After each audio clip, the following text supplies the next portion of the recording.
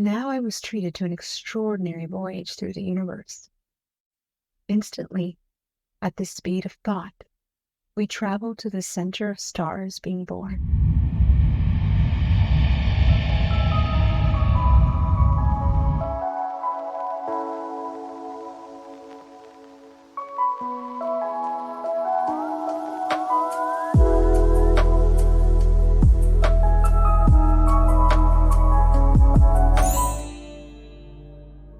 Today's NDE is by Beverly.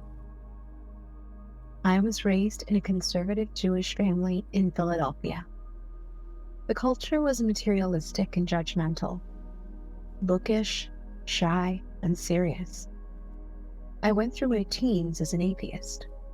Since learning of the Holocaust at age 8, I had turned angrily against God, any early belief of God. How could God exist and permit such a thing to occur?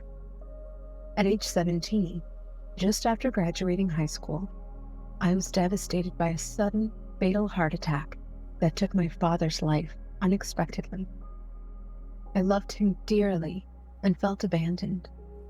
To add insult to injury, I learned during the mourning period that the prayers of us 3 survivors, my mother, my sister, and myself, did not count because we were women.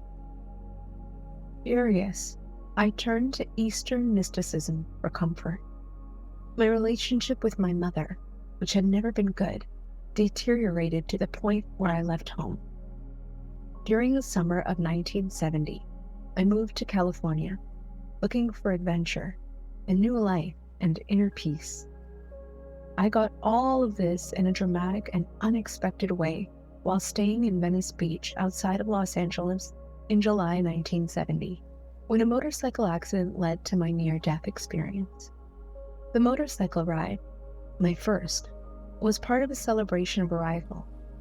A boy I met took me to see the play Hair, which celebrated the hippie counterculture and the age of Aquarius, where mystical crystal revelation and the mind's true liberation will somehow transform our society into one of harmony and understanding. Riding back on a small highway where helmets were not required, we were struck by a drunken driver. I was thrown to the ground head first and suffered a fractured skull and numerous broken bones in my head. When the police arrived, they started to book the driver of the car on manslaughter charges. Since my head was so badly mangled, they assumed I was dead. This was not the case then. I spent 2 weeks in the hospital, where my fractured skull was sutured. I was given sufficient medication to handle the pain. When I was released, they told me to just take aspirin. Being too young and naive to understand what now faced me, I didn't argue with them. However, when I got to my temporary apartment, I was filled with such despair that I was determined that the first night would be my last. My pain threshold was very low, and the contusions that had torn off half the skin from my face shattered my self-image. I had no family to speak of, and nothing to live for. The pain was now unbearable, and no man would ever love the grotesque creature that I had become. I lay down on the bed, becoming an agnostic as many atheists do in their times of trial, and prayed from the bottom of my heart for God to take me. Somehow, an unexpected peace descended upon me. I found myself floating on the ceiling over the bed, looking down at my unconscious body. I barely had time to realize the glorious strangeness of the situation, that I was me, but not in my body, when I was joined by a radiant being bathed in a shimmering white glow. Like myself, this being flew but had no wings. I felt a reverent awe when I turned to him. This was no ordinary angel or spirit, but he had been sent to deliver me. Such love and gentleness emanated from this being that I felt that I was in the presence of the Messiah. Whoever he was, His presence deepened my serenity and awakened a feeling of joy as I had recognized my companion. Gently, he took my hand and we flew right through the window. I felt no surprise at my ability to do this. In its wondrous presence, everything was as it should be. Beneath us lay the beautiful Pacific Ocean, over which I had excitedly watched the sunrise and set during the few days that I'd been there. But a greater magnificence directed my attention upward, where a large opening led to a circular path. Although it seemed to be deep and far to the end, a white light shone through and poured out into the gloom to the other side where the opening beckoned. It was the most brilliant light I have ever seen, although I didn't realize how much of its glory was veiled from the outside. The path was angled upward, obliquely to the right. Now, still hand in hand with the angel, I was led into the opening of a small, dark passageway. I then remembered traveling a long distance upward toward the light. I believe that I was moving very fast and through an immeasurable vastness. But this entire realm seemed to be outside of time and space. Finally, I reached my destination. It was only when I emerged from the other end that I realized that I was no longer accompanied by the being who had brought me there. But I wasn't alone. There, before me, was the living presence of a light. Within it, I sensed an all-pervading intelligence, wisdom, compassion, love, and truth. There was neither form nor sex to this perfect being, which I shall in the future call he, in keeping with our commonly accepted syntax, contained everything, as a white light contains all the colors of a rainbow when penetrating a prism. And deep within me came an instant and wondrous recognition. I was actually facing God. I immediately lashed out at him with all the questions I had ever wondered about, all the injustices I had seen in the physical world. I don't know if I did this deliberately, but I discovered that God knows all your thoughts immediately and responds telepathically. My mind was naked. In fact, I became pure mind. The ethereal body which I had traveled in through the tunnel seemed to be no more. It was just my personal intelligence confronting that universal mind, which clothed itself in a glorious, living light that was more felt than seen, since no eye could absorb its splendor. I don't recall the exact content of our discussion. In the process of return, the insights that came so clearly and fully in heaven were not brought back with me to earth. I'm sure that I asked the question that had been plaguing me since childhood about the sufferings of my people. I was deeply disturbed by first-hand reports I heard at my job in Philadelphia from shell-shocked boys no older than I was about the horrors of the war going on in Vietnam. I do remember this. There was a reason for everything that happened, no matter how awful it appeared in the physical realm. And within myself, as I was given the answer, my own mind, awakening now, responded in the same manner. Of course, I would think. I already know that. How could I ever have forgotten? Indeed, it appears that all that happens is for a purpose, and our eternal self already knows that purpose. In time, the questions ceased, because I suddenly was filled with all the being's wisdom. I was given more than just the answers to my questions. All knowledge unfolded to me, like the instant blossoming of an infinite number of flowers all at once. I was filled with God's knowledge, and suddenly saw how the universe worked. It was so simple and beautiful over there. The feeling I brought back was one of the interconnectedness of all things and the continuing unfolding of the unconditional love that I had first rejected upon meeting this ineffable ground of life. What I'll never forget also was the feeling of being home to the heart's forgotten longing, the center of the circle of infinity, the fulfillment of all our unspoken dreams. Yes, I was alive there, unimaginably so. The contrast is so great that I cannot even make a mathematical comparison.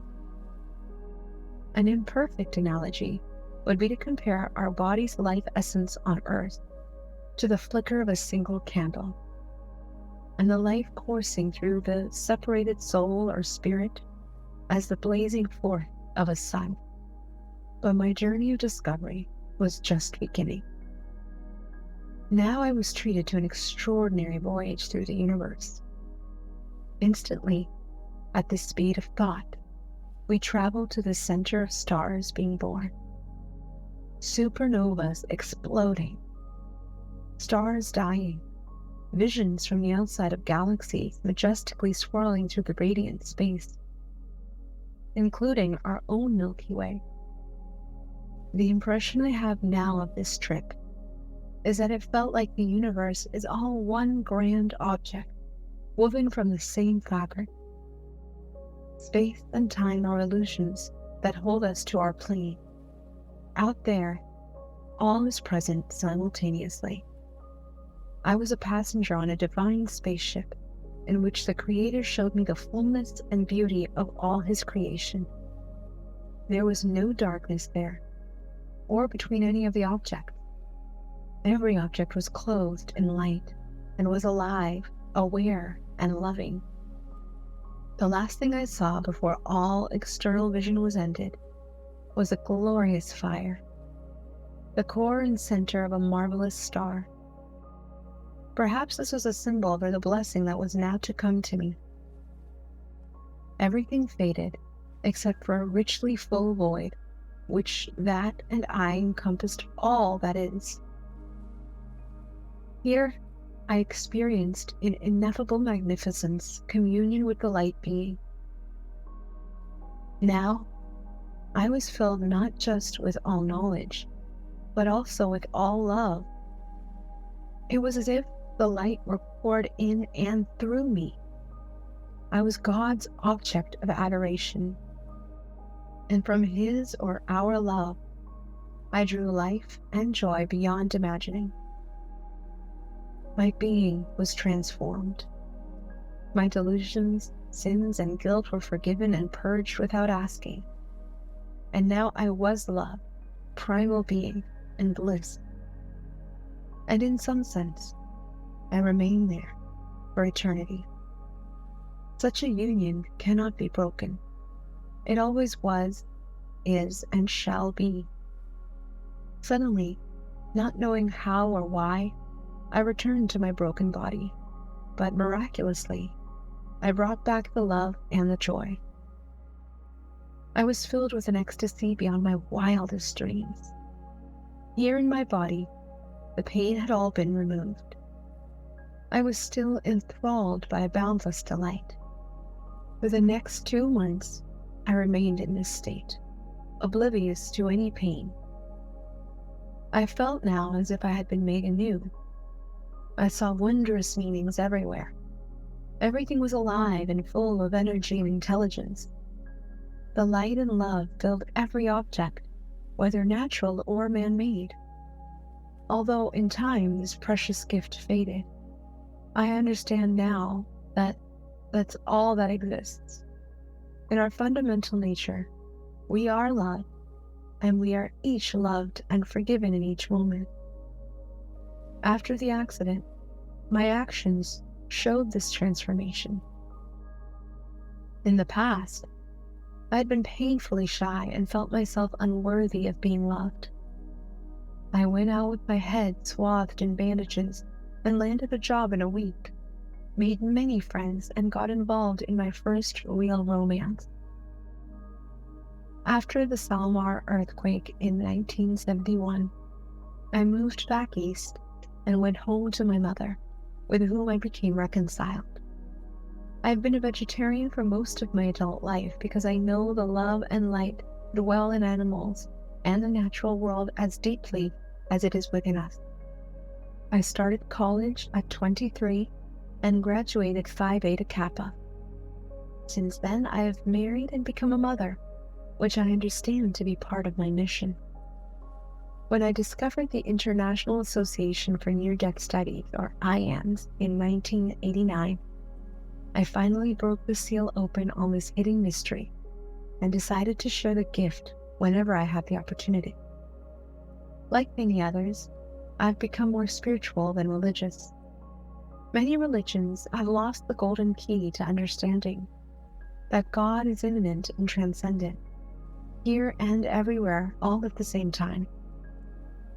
Those of us called to the spiritual quest have discovered that the door is already open, and the mythical news cycle is here. We're all facets of this brilliant diamond heart of our Creator and of each other. What a wonderful time to be alive, to be able to talk about the truth and connect with the forgotten wisdom in other souls. Although it's been 36 years since my heavenly voyage, I have never forgotten it, nor have I, in the face of ridicule and disbelief, ever doubted its reality. Nothing that intense and life-changing could possibly have been a dream or a hallucination. To the contrary, I consider the rest of my life to be a passing fantasy, a brief dream that will end when I again awaken in the permanent presence of the giver of life and bliss. For anyone who grieves or fears annihilation and death, I assure you of this: there is no death, nor does love ever end. Modern physics assures us that matter does not die, but is instead transformed into energy. I see the body as a coat housing the immortal consciousness within. When our mission is complete, we remove the coat and take on our glorious form, complete with the full spiritual understanding we vainly seek during our earthly days. Then, having graduated this temporary school, we get our report card in the life review, with extra credit for love, forgiveness, and service to others. Now we can continue on our journey unencumbered, free, and truly alive. Someday, you who are reading this and I will be together in this realm of love, light, and unending bliss.